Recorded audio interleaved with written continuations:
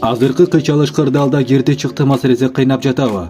Москва шаарындагы мекендештерге Москва Казакстан ишенимдүү кирди чыкты кызматын сунуштайбыз.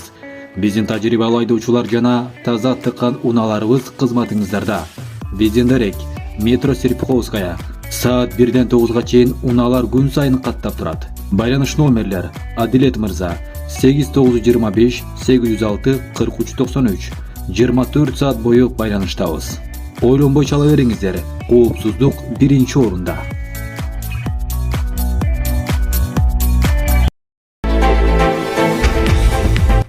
Кыргызстанда Азаттык медиа сайты убактылуу жабылды. Маданият, маалымат, спорт жана жаштар саясаты министрлиги Азаттык медиа сайтынын ишин 2 айга токтотту. Маалым болгондой, мындай чара өлкөнүн маалымат мейкиндигинде Кыргыз Республикасынын улуттук кызыкчылыктарына каршы келген ишенимсиз материалдарга 2022 жылдын 14-17 сентябрындагы окуялар тууралуу такталбаган маалымат жооп кайтарууга байланыштуу. Министрлик 2022 жылдын 16 сентябрында «Настоящее время» ресурсунда Азаттык медиасынын ведомстволук түзүмү Кыргызстан менен Тажикстандын чек арасында катуу салгылашуулар Азия деп аталган видео материал бар экенин аныктаган. Анда эфирде кастык маанайдагы сөздөр камтылган. Баткен облусундагы окуяларды чагылдырууда Кыргыз тараптын Тажикстанга кол салуу тууралуу такталбаган маалыматтар коомдогу кырдаалды курчутуп, жарандарды жек көрүүнү, басмырлоону жана бөлүүнү пайда кылган маалыматтар колдонулган. Буга байланыштуу министрлик 2022 жылдын 17 сентябрында Азаттык медиа мекемесине ЖМК чөйрөсүндөгү колдонуудагы мыйзамдардын нормаларын так сактоо жана Кыргыз Республикасынын интернет мейкиндигинде такталбаган жалган маалыматтардан коргоо боюнча кайрылуу жөнөткөн. Бирок бул кайрылуу көңүл сыртында калып, Азаттык медиа жооп бербей, тиешелүү чараларды аткарган эмес.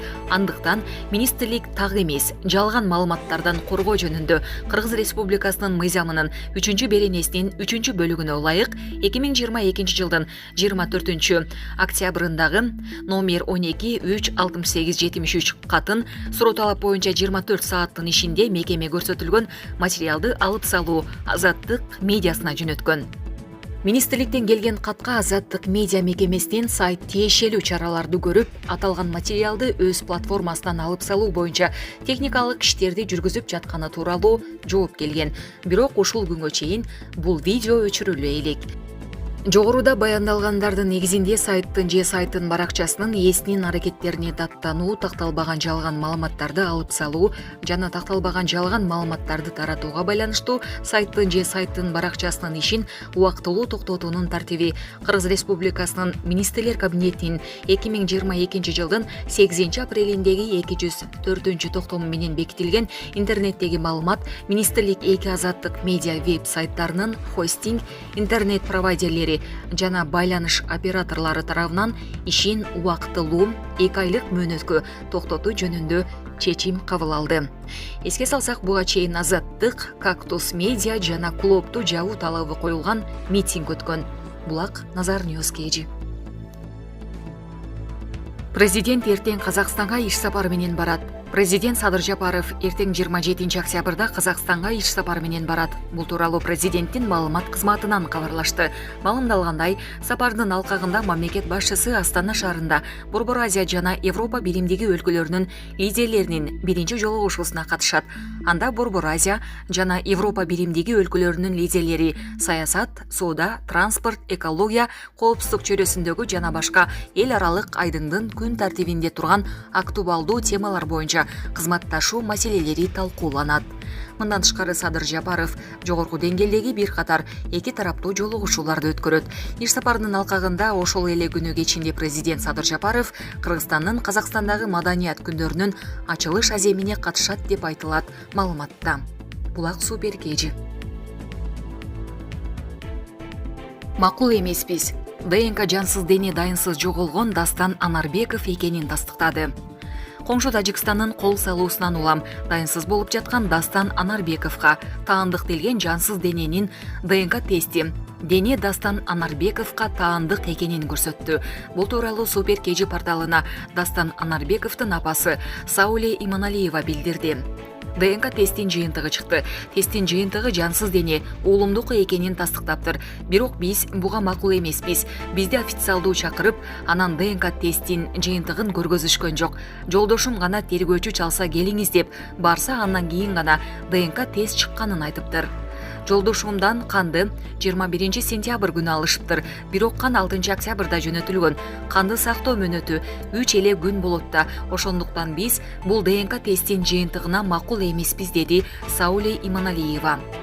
Баткендин Достук айылында чек ара тозотунун жетекчисинин орун басары болуп иштеп жаткан Дастан Анарбеков 17 сентябрдан бери дайынсыз.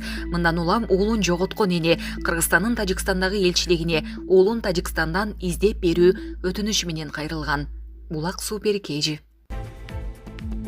Кыргызстанда алтын рудасын жана концентратын экспорттоого тыюу салынат. Президент Садыр Жапаров Кыргыз Республикасынын алтын камтыган руданы жана алтын камтыган концентратты ташып чыгарууга убактылуу тыюу салууну киргизүү жөнүндө жарлыкка кол койду.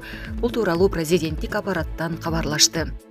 Анын негизинде Кыргыз Республикасынын Конституциясынын 66-71 беренелерине ылайык 2023 жылдын 1 майынан тартып Кыргыз Республикасынын аймагында казып алынган жана өндүрүлгөн алтын камтыган руданы жана алтын камтыган концентратты Кыргыз Республикасынан ташып чыгарууга 6 айлык мөөнөткө убактылуу тыюу салуу белгиленүүдө. Кара Балта тоо кен комбинаты ачык акционердик коомуна Кыргыз Республикасынын аймагында казып алынган жана өндүрүлгөн алтын камтыган руданы жана алтын камтыган концентратты кайра иштетүүгө өзгөчө укук берилүүдө. Мамлекеттик бажы кызматы жана чек ара кызматы ушул жарлыкта көрсөтүлгөн товарларды мыйзамсыз ташып чыгарууга, бөгөт коюуга багытталган зарыл чараларды көрүшү зарыл. Министрлер кабинетине белгиленген тартипте убактылуу тыюу салууну 2023 жылдын 1 ноябрынан тартып, ар бир 6 айда узартып туруу тапшырылды. Булак Супер Кежи. Орусия Украинадагы согушка Афганистандагы мурдагы аскерлерди тартууну көздөп жатат. Бул тууралуу америкалык Foreign Policy журналы өз булактарына таянып жазды. Маалыматка ылайык, Афган армиясынын атайын даярдыктагы бөлүгүн өз кезинде америкалык жана британиялык инструкторлор машыктырган. Журнал жазгандай, алар орусиялыктардан Украинага согушка барсаңар, жакшы акы аласыңар деген кайрылууларды алып жатышат. Урушка жалдангандар кимдин атынан аракеттенип жатканы белгисиз. Бирок басылманын булактары мунун артында Вагнердин аскердик жеке компаниясы турганын болжолдошот. Афганистанда ушул тапта 20-30 миңдей мурдагы командос бар болушу ыктымал. Алар Талибан кыймылы Кыргызстанда тыюу салынган бийликке кайтып келгенден кийин батыш өлкөлөрүнө эвакуацияланууга үлгүрбөй калгандар. Көбү талиптерден жашырынып жүрүүгө мажбур. Бардыгы эле алар душман деп эсептеген Орусия тарапта согушууга даяр эмес. Бирок басылма менен маектешкендердин айрымдары аргасыздан андай кадамга барышы мүмкүн экенин айтышкан. Булак Азаттык.